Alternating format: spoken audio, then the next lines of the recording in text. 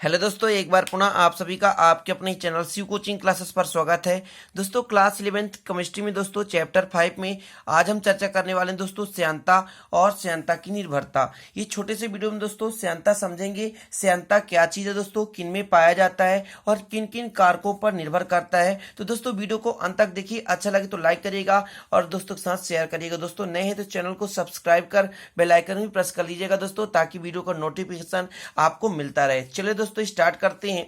तो दोस्तों श्यानता जो होता है द्रवों के परतों के बीच में सबसे ज्यादा पाया जाता है, गैसों में कम पाया जाता है। ये मुख्यतः दोस्तों श्यानता किसका गुण है, तो द्रव का गुण है। ठीक है, तो दोस्तों द्रवों के बहने का गुण है जो कि विभिन्न परतों के रूप में एक दूसरे में बहते हैं। समझिएगा बात को दोस्तों। कोई भी द्रव होता है तो द्रव के बीच परत होते हैं, एक परत दूसरे परत के ऊपर बहता है ना। एक परत जैसे दोस्तों मेरी बात करूं, ये द्रव का परत है दोस्तों, ये एक दूसरे के ऊपर बह रहे हैं।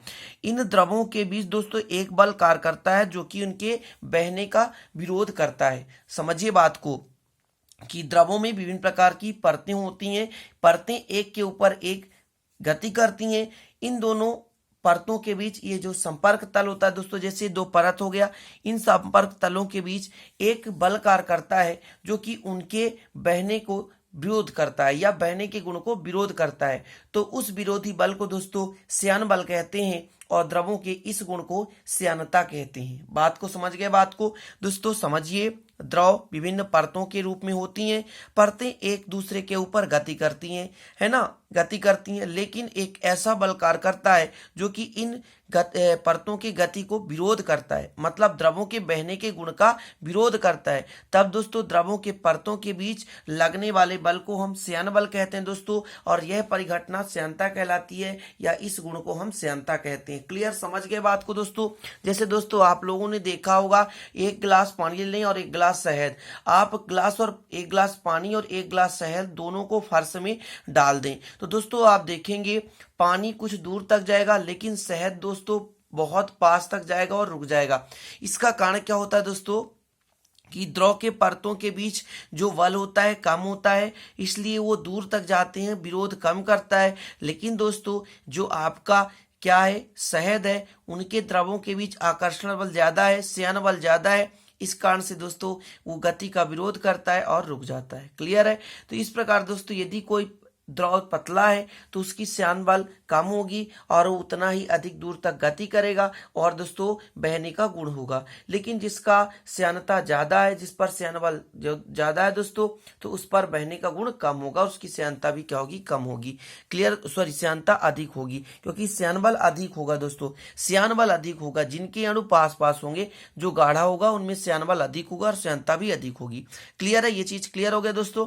मतलब द्रव की परतें होती हैं, एक दूसरे के ऊपर संपर्क तलों को स्पर्श करती हुई चलती हैं, उनके बीच एक ऐसा बल कार्य करता है दोस्तों जो उनके बहने के गुण को विरोध करता है। उस बल को हम श्यान बल कहते हैं दोस्तों, और द्रवों के इस गुण को हम श्यानता कहते हैं। क्लियर। अब दोस्तों हम समझने वाले हैं द्रवों की श्यानता की निर्भरता। तो दोस्तों पहला है अणुभार। अणुभार कब होगा दोस्तों, कहने का मतलब पदार्थ की मात्रा बढ़ जाए। तो अणुभार बढ़ने पर द्रवों की श्यानता बढ़ जाती है, क्योंकि अणुओं की मात्रा बढ़ने पर आकर्षण बल प्रबल हो जाता है। अब चूंकि मैंने एक पानी और शहद का एग्जांपल लेकर आपको समझाया दोस्तों, पानी के अणु जो है दूर दूर होते हैं शहद की अपेक्षा। शहद का अणुभार ज्यादा होता है, उनके अणु पास पास होते हैं, आकर्षण बल उनके बीच ज्यादा होता है, तो श्यान बल अधिक होता है, और श्यान बल अधिक होने से दोस्तों श्यानता भी अधिक होती है। इसलिए हम कह सकते हैं कि अणुभार बढ़ने पर दोस्तों द्रवों की श्यानता बढ़ जाती है। द्रवों की श्यानता बढ़ जाती है क्योंकि अणुभार या अणुओं की मात्रा बढ़ने पर आकर्षण बल प्रबल हो जाता है। क्लियर दोस्तों। दूसरा है ताप।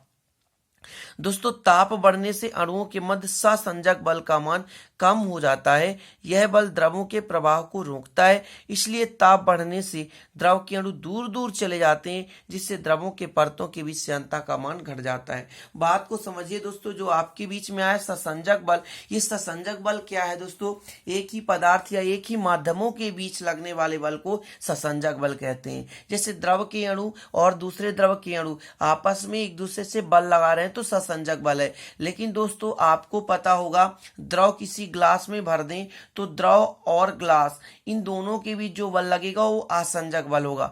असंजक बल के कारण दोस्तों जो द्रव होता है, पानी होता है, ग्लास पर नहीं चिपकता, क्योंकि इनके बीच लगने वाला बल असंजक बल होता है। लेकिन द्रव और द्रव के बीच दोस्तों ससंजक बल होगा। क्लियर है? तो दोस्तों ताप बढ़ाने पर आप खुद देखिए, कल्पना कीजिए कि पानी रखा, उसको गर्म करेंगे तो उबलने लगता है। उबलने लगता है दोस्तों, इसका मतलब ये हुआ कि उनके अणु थोड़ा सा दूर दूर चले गए, और जब दोस्तों अणु दूर दूर गए तो उनके बीच आकर्षण बल कम हो गया। क्लियर है? तो श्यान बल भी कम होगा, बहने के विरोध को भी क्या करेगा दोस्तों, कम विरोध करेगा, इसलिए वहां पर श्यानता क्या हो जाएगी, घट जाएगी। क्लियर है दोस्तों? समझ गए? मतलब अणु दूर दूर जाएंगे तो श्यानता क्या हो जाएगी, कम हो जाएगी, और तेजी गति से पानी बह सकता है। दाब दोस्तों, दाब बढ़ाने पर श्यानता में वृद्धि होती है, क्योंकि द्रवों के अणु दाब बढ़ाने से पास पास आ जाते हैं।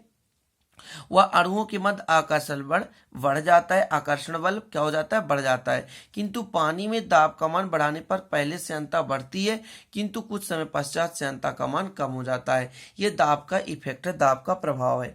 लेकिन दोस्तों सामान्यतः द्रवों का यही गुण है। आपको पता होगा दोस्तों, किसी भी सतह पर यदि आप दाब लगाते हैं, किसी भी सतह पर यदि आप दाब लगाते हैं, तो दाब लगाने से दोस्तों उसके अणु पास पास आएंगे, उसके अणु पास पास आएंगे दोस्तों, डेफिनेट रूप से उनके बीच आकर्षण बल बढ़ेगा। और जब दोस्तों आकर्षण बल बढ़ेगा, आकर्षण बल क्या होगा, बढ़ेगा, तो डेफिनेट रूप से उनके बीच श्यानता का मान कम हो जाएगी। क्लियर हो गया? अगला दोस्तों अंतरा अणुक आकर्षण बल, मतलब अणुओं अणुओं के बीच लगने वाला बल क्या होता है, मतलब क्या होना चाहिए तो श्यानता अधिक होगी। तो आप तो सिंपल सा दोस्तों, आकर्षण बल यदि ज्यादा है तो श्यानता बढ़ेगी। क्लियर है? लेकिन आकर्षण बल कम है दोस्तों तो श्यानता घट जाती है।